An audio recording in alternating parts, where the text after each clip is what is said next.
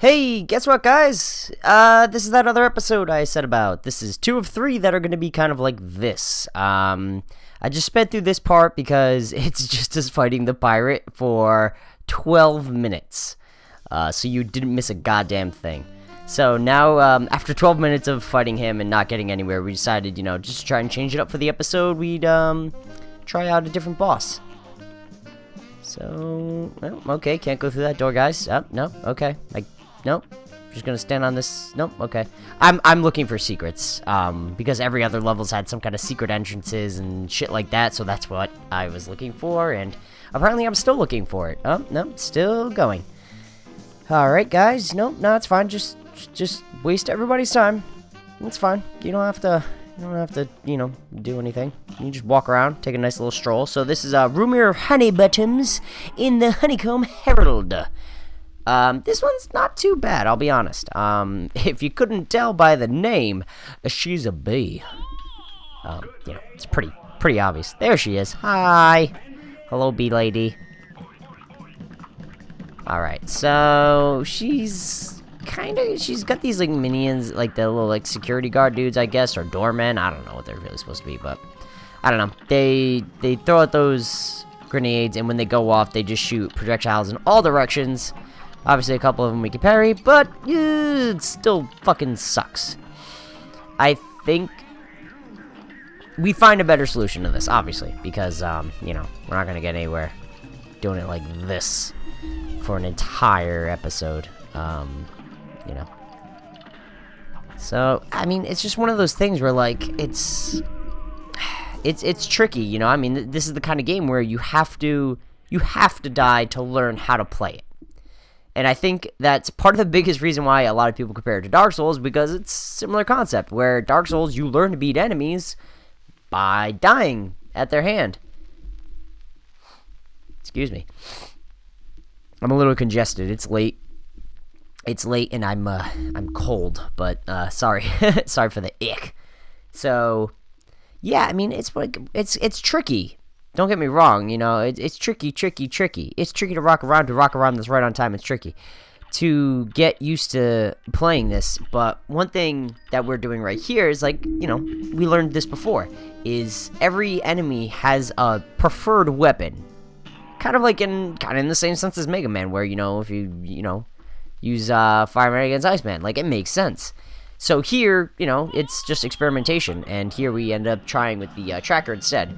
Yeah, we know the tracker doesn't do as much damage, but, it helps us be able to focus more so on the platforming and less on having to shoot the enemies and platform at the same time.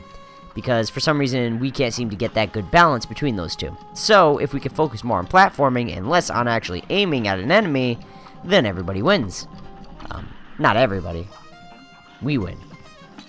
I mean, theoretically, we haven't actually won yet. But, maybe if we could actually make it past this part. See? Look, so much better. All we had to do was, like I said, use trackers, and we were able to get past that part much easier.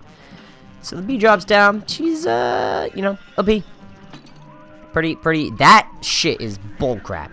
That thing is so goddamn crappy. I hate it. It's annoying. It doesn't go away. There's geese outside making noise right now. They're distracting me. I'm sorry.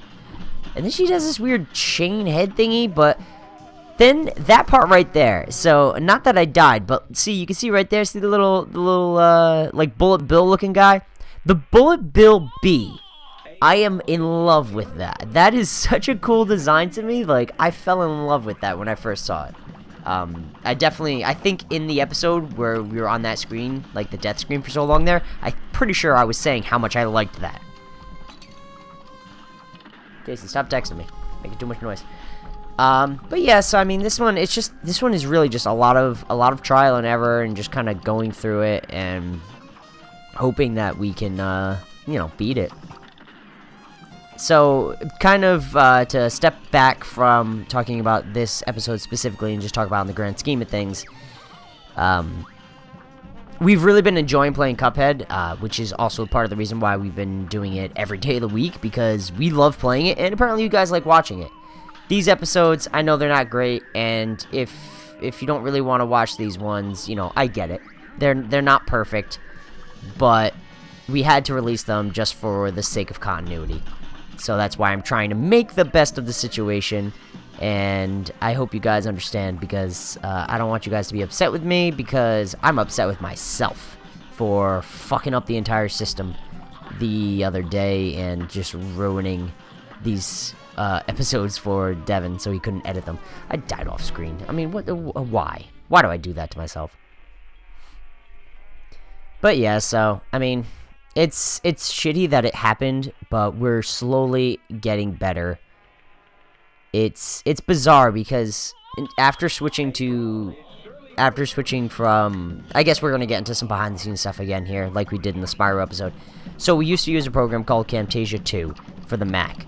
That's what we were using to capture both our audio as well as our face cam. Then later on, or actually when we first started the channel, everything was being done on my MacBook. It was capturing audio, video, and the game capture. And then that's when we first started noticing glitching out, like, you know, dropped frames and screen tearing, things along those nature, because what was happening was the system was overloaded. So then I said, alright, well, I gotta fix this system. So I bought a tower, and then we started just using the tower for the Elgato, for like the gameplay part, and we were using the MacBook for the audio and the face cam. That worked for a while, but even then, we were still having some issues where we would have Camtasia would sometimes just glitch out, and what would happen is it would go from us talking to all of a sudden just being the face cams would stop completely, just dead in its tracks and freeze, and then the audio just turned into a bunch of mess, like, you know what I mean? Like, just awful to listen to. So that was the biggest reason why that we decided to drop the dough and bump it up to Camtasia 9. Now, I know that sounds like we were using really outdated software, but Camtasia 2 was the most recent for Mac, but 9 is the most recent for Windows. I know, it's like I said, so that sounds way different, but so yeah, I mean, essentially, at the end of the day, it's not perfect, but we're slowly getting used to all these new setups, and we appreciate you guys bearing with us as we get used to all this new stuff. So thanks so much for watching, and I'll see you tomorrow, where you'll get a normal episode again, where we'll actually maybe kill the bee, maybe, who knows?